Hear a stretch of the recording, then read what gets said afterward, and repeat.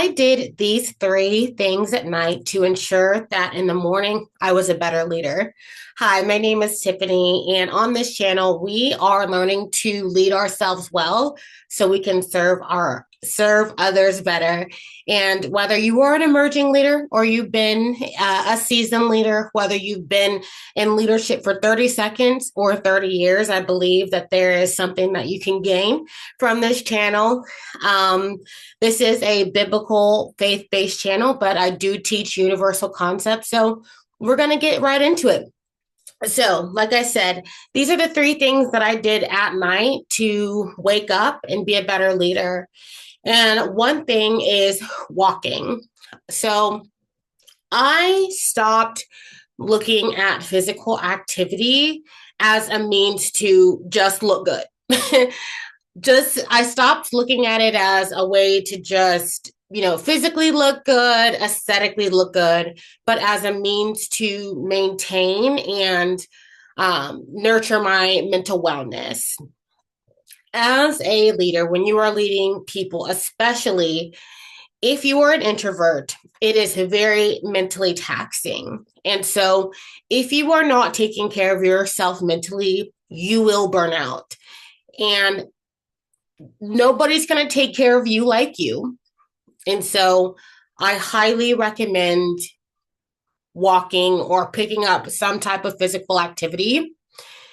Walking for me became a game changer. I also have a very spunky Staffordshire Bull Terrier. I'm sure you've seen her running around on this channel somewhere, and she demands a walk every single day. So she keeps me honest. She keeps me on track. And so I noticed that as I incorporated walking every day, that really helped me be able to maintain my physical wellness, my mental wellness. It really helped me to be able to release that excess energy that I was feeling throughout the day. I am an introvert, but I also am someone that naturally can be quite anxious. And so I get a lot of pent up energy. And if I do not do something with that pent up energy, I find myself lying awake at night or having very restless sleeps. So, taking the day and being able just to expend the rest of that energy through walking is really helpful for me as a leader. And obviously, there's lots of physical benefits. There's lots of mental wellness benefits, and so I really highly encourage walking. Also, sleeping, getting an adequate amount of sleep is there's nothing like it. And so I am someone who has struggled to get more than a few hours of sleep. Sometimes if I got 6 hours of sleep, that would be a lot of sleep for me. Because again, if I was not taking care of myself, if I was not going on my walks or expending that energy, that excess energy, I would be up for long periods of time at night because I could not rest. My mind couldn't rest, my body couldn't rest. So then I would find myself vegging out in front of the TV or scrolling on my phone. And so I actually got a sleeping coach, and she helped me work through a sleep routine.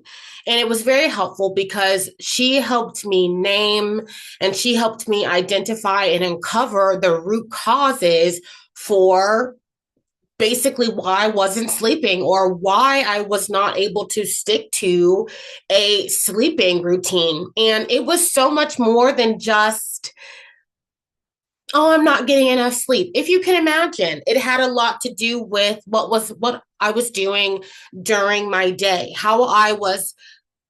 what are the kind of things that I was doing during my day? Like, I wasn't taking any breaks during my day. I wasn't stepping away for lunch. So I was just pedal to the metal, foot on the floor, 100 miles per hour, all throughout my day. So then by the time I pulled back from my desk, I'm totally gassed And all I want to do is just melt. All I want to do is melt into the couch, be completely numb, and just veg out and not do anything. And so that really impacted my nighttime routine. What I was doing during the day impacted how my night went. And so I really had to start taking care of myself during the day. So I had to make sure I was getting up, taking breaks, actually stepping away from my desk, not doing working lunches, ladies, overachievers, perfectionists. Yes, get up from your desk, go eat something. You can take 30 minutes for yourself during the day and go eat something. Okay? Especially if you are somebody, again, my introverts, I'm an introvert. I'm going to talk about being an introvert a lot. And so you need those brain breaks. You need the time to go to step away, to process what's already been happening. So then you can come back down to a baseline. So then when you go back into the rest of your day, you've come back, you're not at 100, maybe you're at 50, maybe you're at 40. Hopefully you're not higher than that.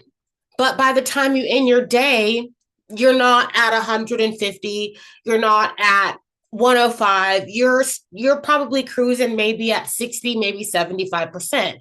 So then at the end of the night, by the time you get home, you have energy to do a nighttime routine. You have energy to go walk. You have energy to hit the Pilates studio. You have energy to paint. You have energy to read the book. You have energy to cook a healthy meal. You have energy to play with your kids. You have energy to engage in conversation, whatever it might be.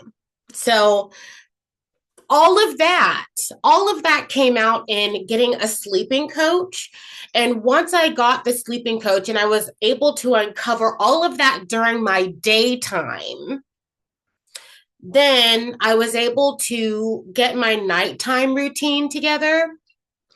And once I got my nighttime routine together, I was able to start getting adequate amounts of sleep. And once I started to get anywhere, because anywhere I can 7 hours is good for me. 8 is like great, fantastic, but I only need around 7 hours of sleep. 7 hours of sleep, 8 hours of sleep. My mind is sharp. I need so much less coffee. And especially if you are an anxious person, I would say, and listen, you don't have to listen to me, but this is somebody who is naturally can be anxious, okay? Naturally has some anxious tendencies. The coffee in the morning, maybe we try something different because I've been doing that lately. I'm actually working on my innovative leadership certification right now. And we were talking about the physiology of leadership, and she was talking because and I forget her name right now, but she was talking about the different foods and things that we do, the things that how we basically start our day, how we're eating, how we're starting our day, how we're eating, the kind of sleep that we're getting. And she mentioned coffee. And I was the kind of girl that the minute that my feet hit the floor, one was prayer, but after that, it's the coffee pot.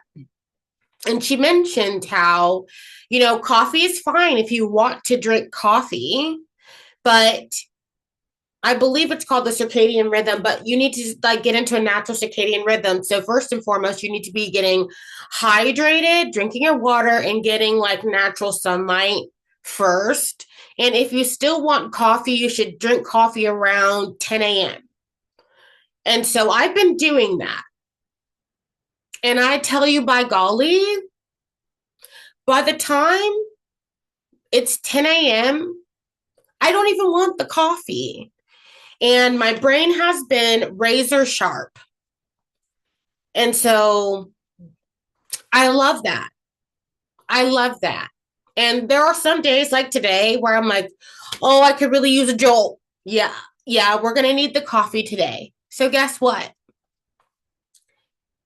I had coffee. It was around 10, 11 o'clock. I had coffee with my breakfast and I had 1 cup of coffee. I did not have a pot. I did not have a pot of coffee. So my pot of coffee drinkers, let's maybe try getting some water and getting some natural sunlight if we can.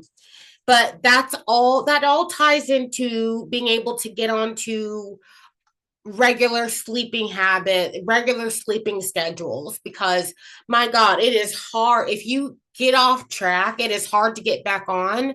And I'm not going to sit here and talk to you like I'm some expert in all of like biology and science and all this stuff. There's plenty of all those studies out there if you want all the full explanations.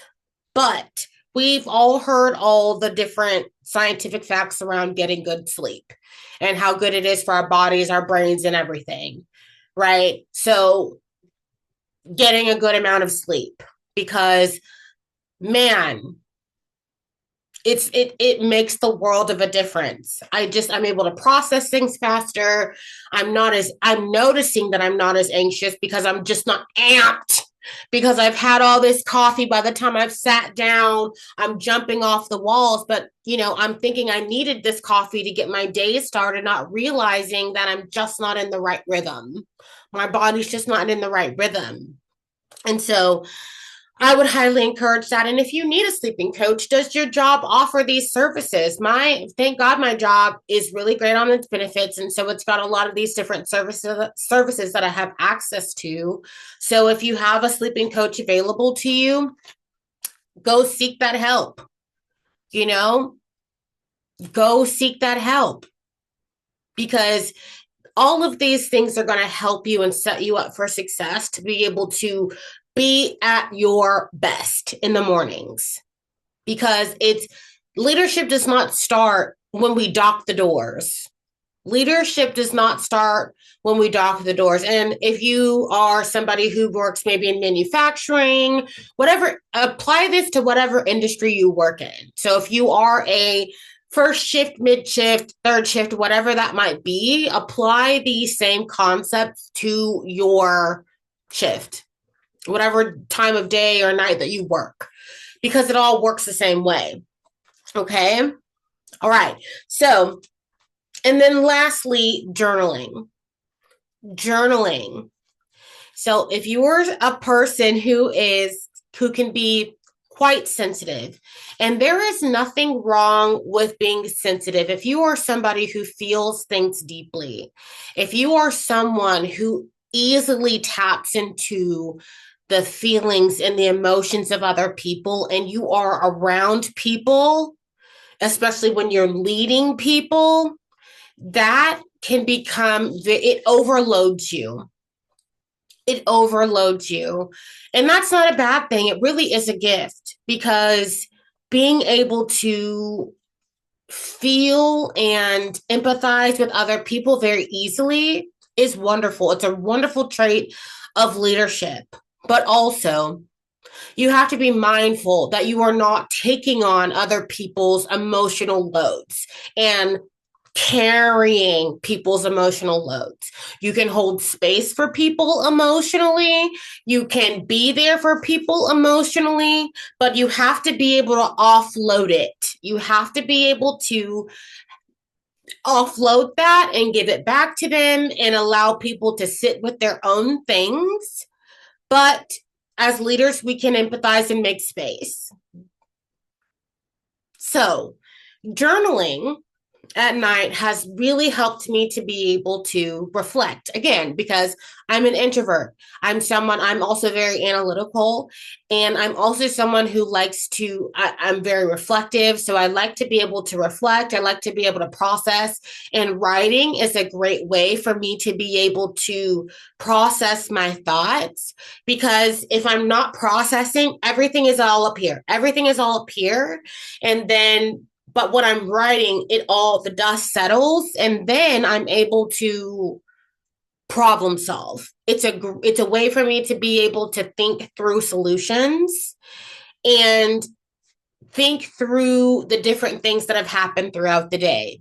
So maybe I didn't handle a situation great, or maybe I handled something well, or maybe there was a situation that I still need to think through, or whatever it might be. These are the ways that I'm able to reflect, process, and then take note of what I would like to do differently. Stop, start, continue. What do I not want to ever do again? What do I want to start doing? What could I have done differently? What do I recognize that I could have done differently in a situation? What could I have? What ideas did I get that day? What things like that? What ideas did my team bring me? How can I serve them better? What needs do they have? What conversations did I have? Things like that. And then continue. What's already going well? What's going well that I want to make sure that I'm continuing that's continuing to happen on my team. Right? These are the things that I want to make sure that are continuing to happen. And all of that tends to happen when I'm reflecting. Because if I'm too busy just moving around and not getting still and thinking about what's taken place, then it's like a bunch of puzzle pieces that are just scattered on the table, and none of it makes any sense. I've got all the pieces, but the picture doesn't make sense yet. So journaling really helps me to be able to bring all of that together and just come up with different game plans, or even work through different strategies, or whatever it might be. So those are the three things that I recommend. Oh, also, and I almost forgot. I almost forgot. Journaling also, when I was talking about being sensitive, journaling helps you to be able to release. It helps you to be able to heal. It helps you to be able to let go of anger, process your feelings, and to be able to go into the next day on a clean slate. As a leader, we do not have the luxury of holding grudges with our team. We do not have the luxury of, maybe we get into a confrontation, or we have maybe a disciplinary conversation, or whatever it may not, or whatever it might be. Maybe a conversation didn't go well. Maybe we were trying to give some type of directive or whatever, and the conversation didn't go well. Maybe the employee or whoever slighted us, whatever. And it doesn't even have to be somebody on our team. It could be another leader. It could be somebody we're working cross-functionally across departments, another person that's on the leadership team we work within. We don't have the luxury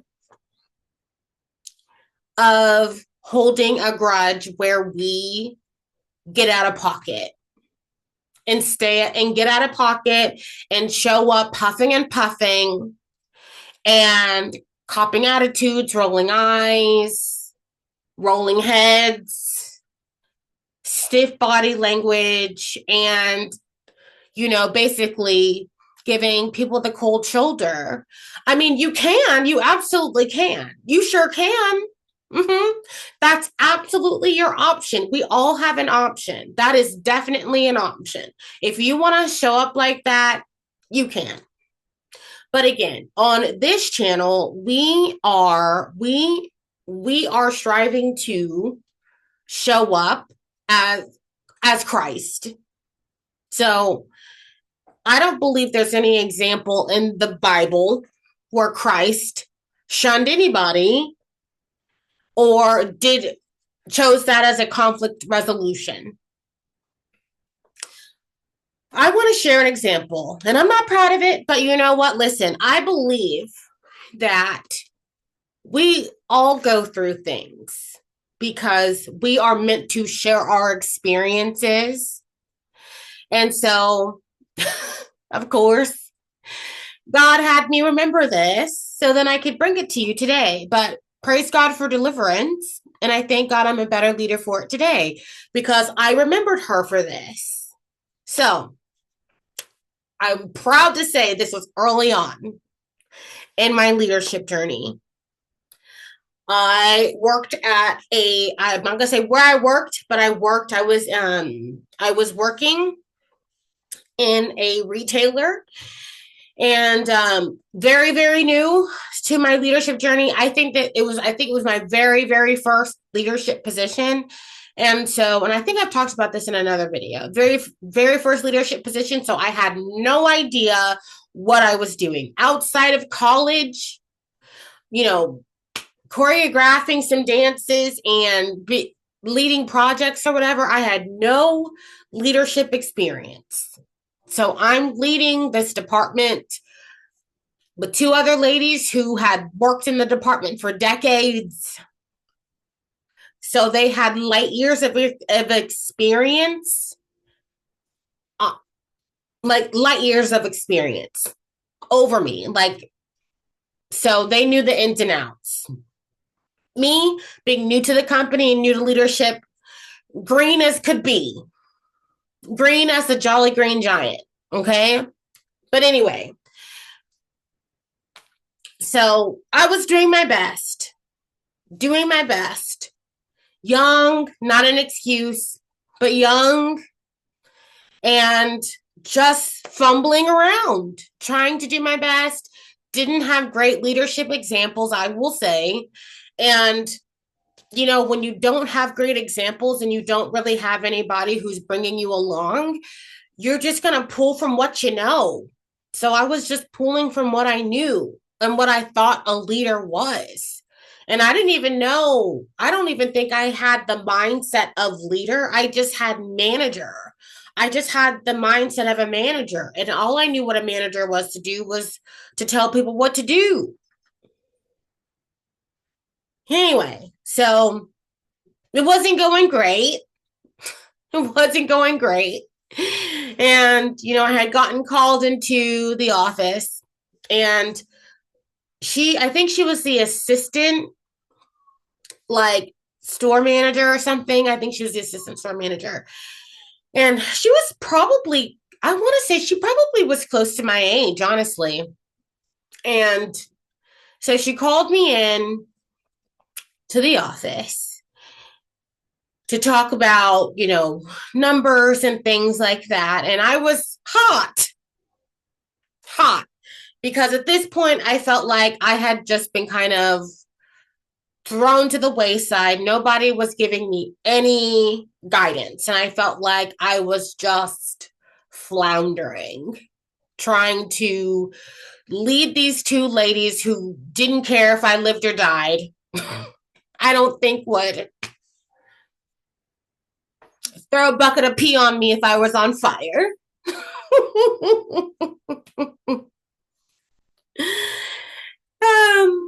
But just to talk about numbers. And so, you know, I went in there hot and heavy. And long story short, but interesting, I let her have it. I went off. I went off. I held nothing back. And after I gave her a tongue lashing, I huffed and puffed out of the office and, you know, went home for the day. And obviously I was scheduled to go back the next day. And I was still hot. I was still mad. So I'm not talking to her. I'm not talking to her. What do you mean I'm not talking to her? So showed up the next day to work and I'm typing away, typing. And then she walks up and she goes, "Hi, Tiffany, how are you doing today?" And I just kind of looked at her to the side. Because you know what? And I looked at her and I was like, and I don't even remember if I said anything, if I just gave her a sour side eye or what. It doesn't matter. But what I remember about her is her tone was pleasant. She still acknowledged me. And by the way that she acknowledged me, you would think that exchange that happened never happened. And even from that day on forward, she never treated me like that exchange that we had. She acted like it never happened. And not saying that I cared for her as a person, but I did gain respect for her. I gained respect for her because I'm like, she has no reason to treat me like a human being right now. None. Zero. She can huff and puff and side eye me, and I'd be side eyeing her, and this is what that would be. But she treated me like a human being. She treated me like water under the bridge. And I took that lesson with me that no matter what happens, no matter what happens, that the next day, it's a clean slate. It's a clean slate.